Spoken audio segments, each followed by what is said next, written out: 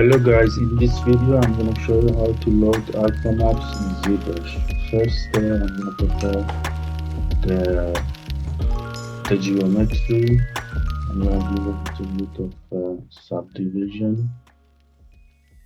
So you can load them one by one and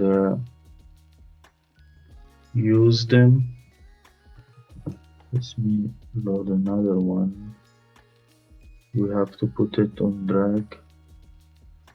You can load them one by one, but if you have also the PSD format, you can put them all in your lightbox alpha maps folder. What you have to do is to go to your Zbrush directory that you installed. You find Z alpha and you put your PSD files here. If you whatever name you give to this directory, it will be shown in Zbrash.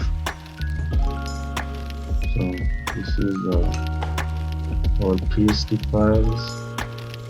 Now let's go to our lightbox. You see it's appeared here. So you have all of your alphas in your lightbox. Now you can double click on each one of them and it will be assigned to the alpha of that brush.